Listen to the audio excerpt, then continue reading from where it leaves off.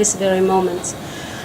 My parents were among the Sahrawi people who were persecuted and were forced to flee their land, where they lived, where they had their ancestors, where they belonged, and they were forced to flee because of Moroccan persecution and because of war. In 1975, my mom, among thousands of other Sahrawi people, walked for 2 months under the bombardment of the Moroccan military forces, running away for a safe place. And luckily they found a home in Algeria. My mom arrived there when she was 6 years old. And everybody in that camp thought it was a question of 1 month or 1 year perhaps. But my mom is now 51 years old and she's still in the same tent, in the same location with the same hope. The Sahrawi people fought and struggled because they want their freedom. Their land was colonized by Spain for more than 200 years, like most other African countries. When Spain left in 1975, it did not fulfill its legal obligations towards this land. Instead of giving the authority to the Sahrawi people, the native people of Western Sahara, it signed a secret agreement with Morocco and Mauritania and divided the land without the permission of the Sahrawi people. Therefore, my people started an armed struggle and fought against both Mauritania and Morocco. In 1979, Mauritania withdrew from the war, and we continued war with Morocco. In 1991, after 15 years of bloody war that resulted in the refugee camps where I was born and where I grew up all of my life, Morocco has proposed a referendum and said, let's give the freedom to the Sahrawi people to vote and decide on their own future. It was a lie. It was a trick to end the war. I remember when I was 3 years old, 4 years old, and 5 years old, 3 years, the UN mission in the refugee camps worked to register the Sahrawi people who are eligible to vote and to show their will of what was the future they wanted, whether they wanted to be part of Morocco or whether they wanted to be Sahrawis in an independent country.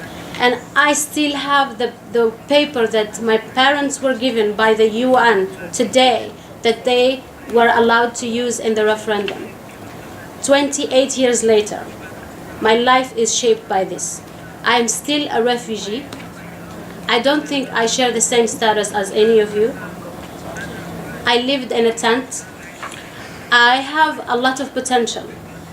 I consider myself a smart and strong woman, a citizen of this world, but this strength and this intelligence is restricted by my status as a refugee. I would like to talk more about the right to self-determination of the Sahrawi people. The interesting and the most important thing about the fight of the Sahrawi people is not to return home, is to be given a voice. I'm talking to you today as a human, as a woman. I don't have the right, I don't have the opportunity to have a say on my future.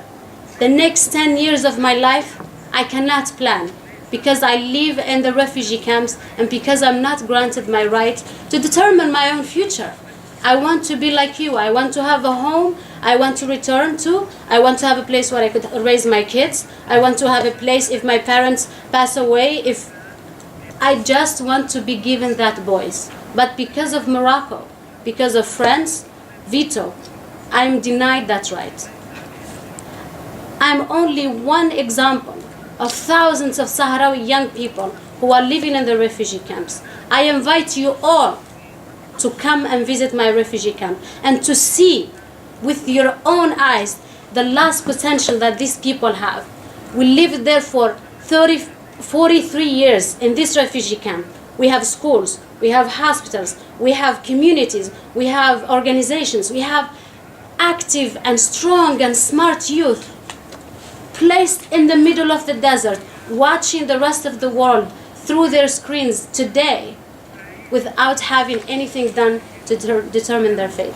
We talk about peace in Syria. We talk about peace in Palestine. We talk about peace for the Kurdish. We talk about peace in Afghanistan. But for 28 years, my people had waited 1 year after the other, peacefully. No Moroccan today can say there has been a terrorist attack or a violent attack by one single Sahrawi person for their voice to be heard. So I urge you all here as human rights defenders, don't listen to me. Go and search, go and look at the UN resolutions, visit the camps, and if you are allowed, and I will guarantee you, you will not be allowed to go and visit the occupied territory of Western Sahara, Western Sahara, you will not be allowed the entry, because media is not allowed, human rights are not allowed. As the High Commissioner of Human Rights Council the other day mentioned that their mission has been denied entry in the occupied territory of Western Sahara since 2015. I urge you all to support and stand with us. And I always say, I have young brothers who are in the Sahrawi military forces. I argue with them. And I am a member of a non-violent group that is active in the Sahrawi camps to promote peace. I urge you all to make me say for my generation, for the next generation, that what was taken by force, it can't be taken back by peace. Thank you.